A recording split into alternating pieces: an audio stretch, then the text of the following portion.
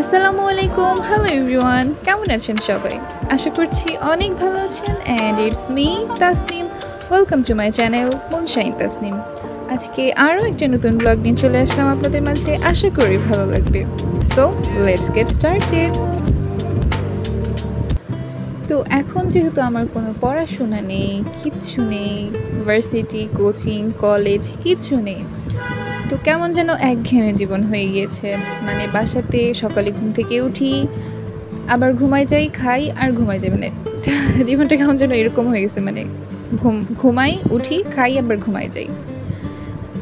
তো প্রচণ্ড গরমের পরে আজকে একটু বৃষ্টি হচ্ছিল, বাতাস উঠছিল বিকেলের দিকে, খুব ভালো লাগতেছিল। মানে এই কয়দিন যে কি পরিমাণ গরম পড়ছে, খুবই অসহ্য। কিন্তু আমার আবার যখন অনেক বেশি গরম লাগে তখন আবার এটাও ভাবি যে এই গরমের মধ্যেও তো রাস্তায় কাজ করতেছে, বাইরে কাজ করতেছে, তো তারা তো করতেছে, তাই না? তো যাই হোক, আমাদের অবস্থা এমন হয়েছে যে নিচে যাব, একটু বাসার নিচে সবজি কিনতে যাব, সেটাও যাইতে ইচ্ছা করতেছে না এত গরমে। হাবি জাবি প্যাচাল পারতে পারতে আমি কি যে দেখাচ্ছি ভিডিওতে তাই বলিনি। তো বিকেলের দিকে আমি বারান্দায় অনেকক্ষণ দাঁড়িয়েছিলাম, কারণ অনেক দিন পরে বাতাস হচ্ছিল, খুবই ভালো লাগতেছিল।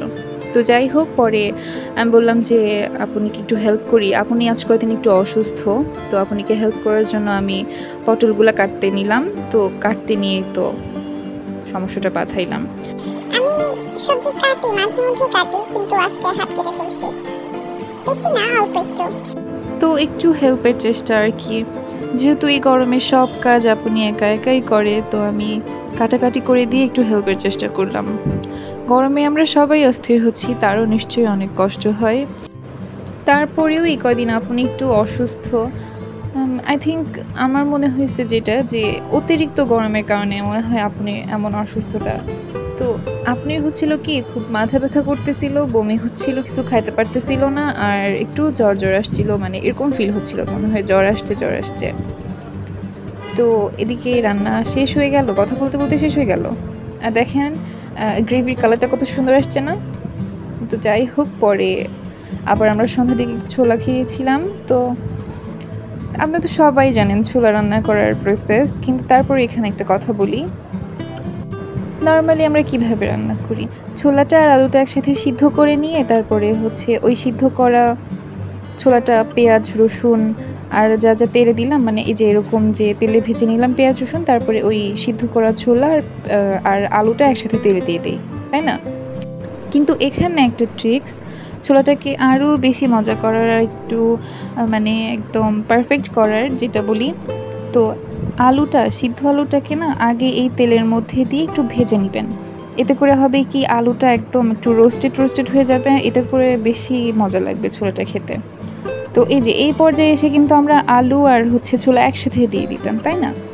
তো এটা না করে আলুটাকে আগে একটু ভেজে নিয়ে দেখবেন, ছোলাটা খেতে বেশি মজা লাগবে। তো তারপরে ছোলা ভাজা তো হয়ে গেল না, কি বলে ওটার নাম, মরিচের গুঁড়া, ধনিয়া গুঁড়া, হলুদের গুঁড়া স্বাদ মতো দিয়ে ছোলা ভাজা হয়ে গেল। এই যে আমি আমার জন্য নিচ্ছিলাম, একটু টেস্ট করে দেখতেছিলাম যে কেমন হয়েছে। এটা খেতে অনেক মজা হয়েছে, আপনারা এইভাবে বাসায় বানিয়ে খেয়ে দেখবেন, অনেক মজা লাগে। তো আজকের ভিডিওটা আমি এখানেই শেষ করছি, দেখা হবে আবার নতুন কোনো ভিডিওতে। সেই পর্যন্ত ভালো থাকুন, সুস্থ থাকুন, আল্লাহ হাফেজ।